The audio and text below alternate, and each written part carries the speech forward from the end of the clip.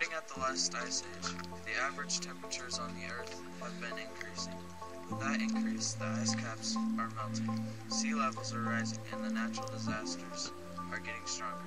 Scientists call this environmental catastrophe, global warming.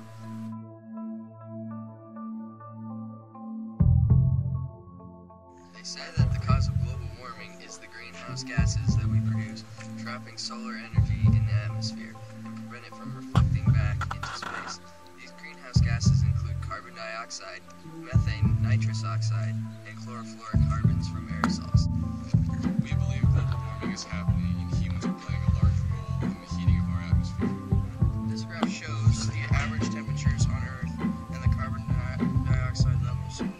As you can see, the temperatures on Earth are directly affected by the amount of CO2 in the air. Some people might say that there are natural warming and cooling cycles on Earth, but as this graph shows, there's been a drastic increase in temperature since 1910. 1910 was the start of the Industrial Revolution. Cars, planes, and factories skyrocketed the amount of greenhouse gases being put in the atmosphere.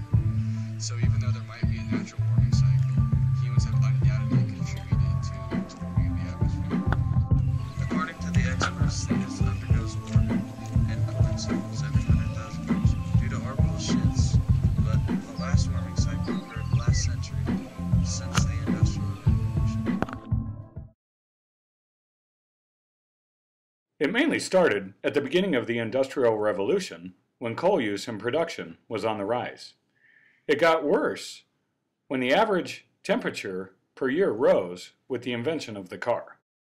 We know for a fact that carbon emissions are the biggest and main reason that the Earth is warming, because they create greenhouse effect where the heat and energy from the sun's rays get in the atmosphere but not out.